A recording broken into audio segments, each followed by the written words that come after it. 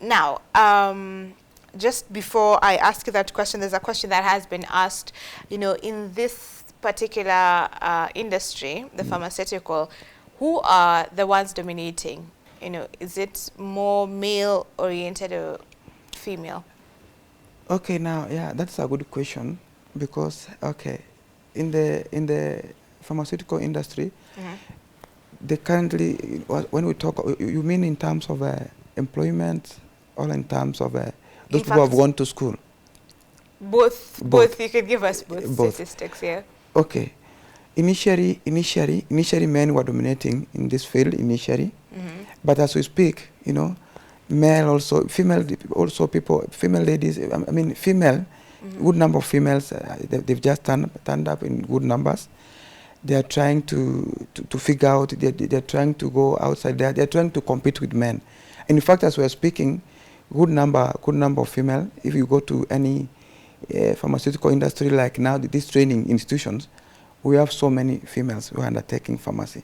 Okay. And according to trust, nowadays we can trust female working in that industry. Okay. Initially we used to trust men, but somehow the perception is changing a bit. Changing down there. Oh, because wonderful. now in my premise, I'm not being biased, but I just want to be honest. So men now we need to wake up, because we are losing outside there. Okay. Because of some reason, we need to call ourselves in a meeting somewhere. We discuss about this. There is a perception outside there that if you employ men, you cannot entrust men with your job. Maybe one of these fine days, like now the other day I was in South Africa. I went there we went with 2-3 friends to find out the opportunity there. Okay. And then now, like 2 weeks ago, and then each and every premise I have a male and a female. So what happens now, the one who are in charge, they are female. The reason being, there must be a problem there. I don't want to speak about that right now, but there must be a problem. Many of us, we trust ladies than even men. Even this CCTV we just put across there when we are just outside, they can't help us much as we trust this. These ladies, they really they do well in the pharmaceutical industry, because it matters to do with the client. The patient can trust them. When they speak face to patients prefer ladies than even men nowadays. So there must be a challenge. So what can men do then for them to be at par with the ladies? Because clearly you've said ladies are more trusting. What are men not doing? We find out where we left our trust, because now we need to call a meeting, an urgent meeting for men. Boy child, please. Yeah, boy child, now a challenge. Especially now, you find the only challenge we have in the industry. You find that our responsibility, is so much as compared to ladies. You see now, ladies, you people, you can get married. You are now spouse. You can be helping each other in that house. You say your money is your money, my money is the family's money. Yeah. So now in that scenario now, yes, the men are tempted. You have a family, like now you are employed and you have a family of 2-3 kids, and you try to figure out about the school fees and all those things. You find out that these things are really a challenge, and you considering that you are being paid in monthly. And then now, by the time first up to 30th, you must have something on the pocket now. So in that scenario now, you're tempted to do something evil, And then now, I think that's the main challenge now. So okay. So it's about the loyalty and me trusting you with the money, that you will not steal, you will not oversell, overprice things and everything. Yes. So men have the temptation of doing such. Okay, boy child, tafadhali mpatane nyuma ya tent and talk about this particular issue. Yes. Now back to business and how to thrive in this space now. What kind of mindset do you need for you to grow beyond limits set? Because for you, your whole journey is even inspirational. From high school, you saved around 400,000. Yeah, by the time you are completing, that's quite a lot. And by the time you're going to campus first year, you had opened your first pharmacy under someone's name before you took over. And now you have 4 of them, and you're even looking to expand, right?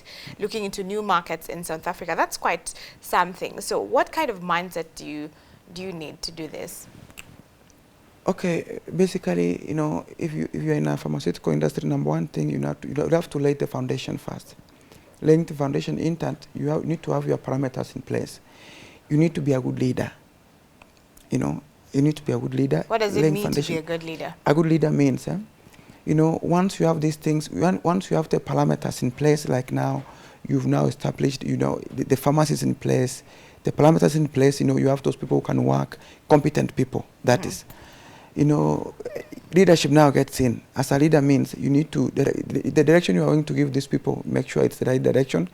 You need to hold what we call meetings now, then and again. In fact, monthly we have meeting. Each and every month we have a meeting.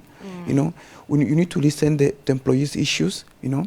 Those people are working there. You need to listen to their complaint, to their compliments, because there's no way you can do appraisal in another business minus listening to these people. These people are the backbones of that place, because many times you find that you are not there. They're the one who are in charge of that premises.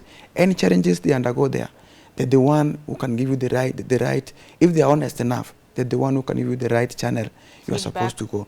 So number one, you'll have to be. That's what we call a good leader. A good leader is somebody who listens, either compliments or complain. You take into consideration. You find a way of solving that problem, or you find a way of executing your mandate and on the ground, and advising where necessary. There's somebody who like to be rectified at some point in life, because you are human, we mess here and there. So that's what we call leadership. You know, leadership is all about listening, having a caring mind, having a caring heart. That is, you know, you do and you execute whatever which has been said in that meeting. So laying foundation is all about listening to these people on the ground, those people working there, making sure you know they you know, you give them. In fact, you motivate them also. Being a good leader is just motivating these people. Sometimes in Damcare Pharmaceutical, what we shall do, we reward the best employee monthly, and we just offer them with certificates. Wow. You know, when they go, like now I have 2-3 ladies who have worked there since 2020 up to date. 4 years. Yeah, and I usually advise them, if you know, you at some point in life, you may feel like, as we move by, you feel like maybe there's something, you know, troubling you from inside. Maybe you want to go outside. You want to do something else. You know, these people, we give them certificates. We just write them recommendation where necessary. Wow. When they go outside there, at least outside in the market, they can just face the world with that opportunity they've acquired from the knee. So that's what we usually do, basically. And we once you have a certificate from Damcare, I think when you go outside there, if somebody calls me as a referee, I'm able to advise. I'm able to advise. We don't want just to lead them outside the world, and then when they come back, we're like, you know, somebody who has worked for you for like 4 years, 5 years, that's an asset. You know, you need to tell that person. So basically, that's good leadership now. That's where now good leadership now gets in. And this training, we usually give them training. Like now we have these things called webinars. Like now in the pharmaceutical industry, we have these things. We have these guest speakers who usually speak to us. We have doctors if they want to launch a new drug. We have this. The usually speakers. We have the avenue whereby we usually meet online, and then now we listen to that guest. We allow sometimes we attend these things online. Sometimes we go physically. So sometimes we give them that opportunity to go outside there. We pay for their nini. When they go there, they come back with new ideas. That's how we operate. That's part of leadership. I think that's amazing. Yeah. You have a very great organizational culture. It's actually a culture that you have inculcated in your company, and people have the environment where they can thrive, you know, and because of that, then they're able to input into your company, you know, into your business. I think it's amazing.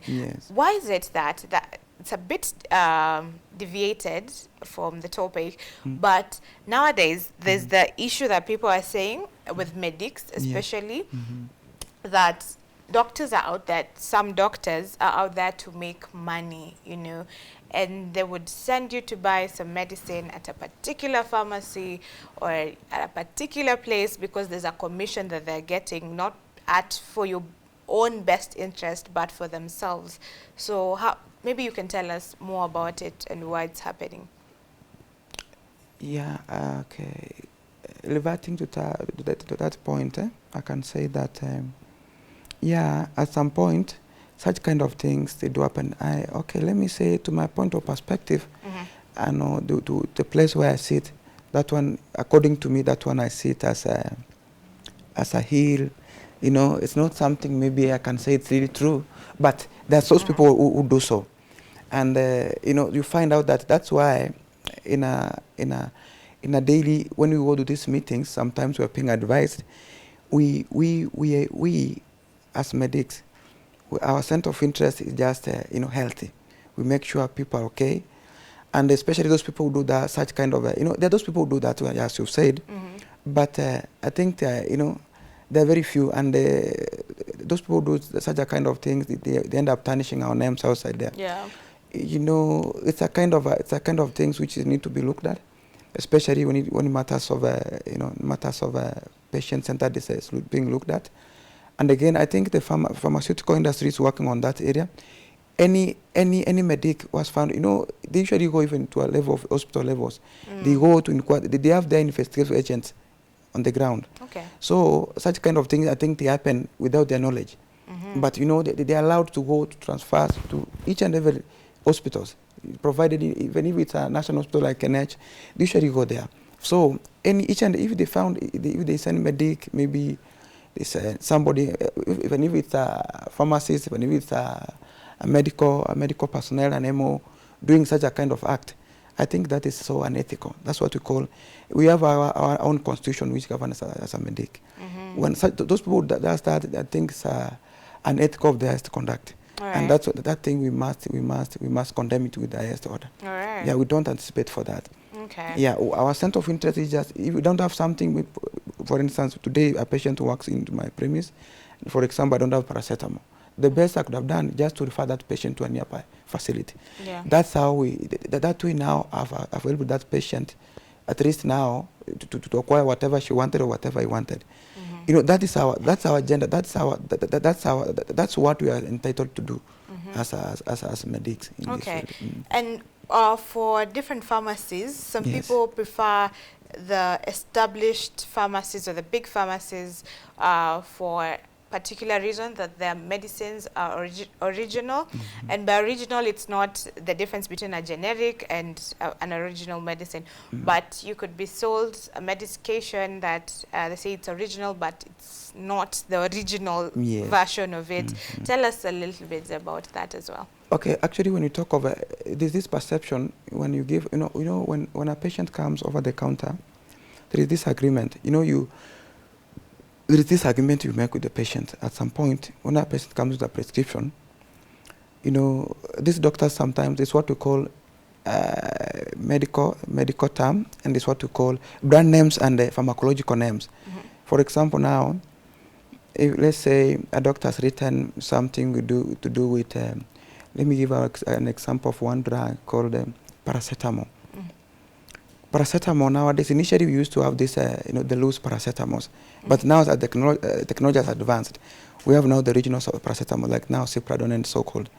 So when a patient comes, the initial dosage now, the initial lighting there for a doctor, you can light paracetamol, maybe 2 grams TDS. Yeah. That means you're supposed to give 3 times a day. When a patient comes now, it's just written paracetamol. And remember, even this Cipradone is a paracetamol, but it's just written in a brand name of its own. So when a patient comes, it's paracetamol written there.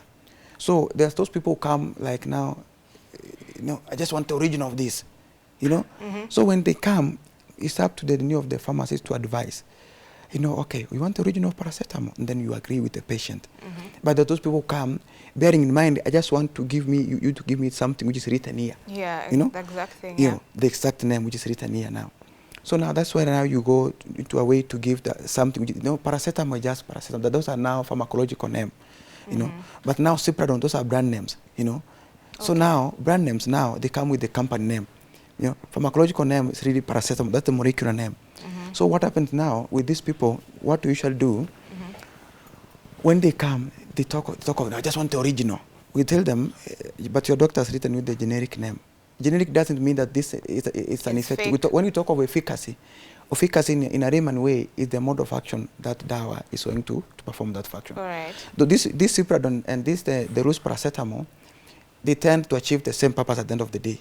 But now the the efficacy of Cipradone is more higher than the one with paracetamol, the loose paracetamol.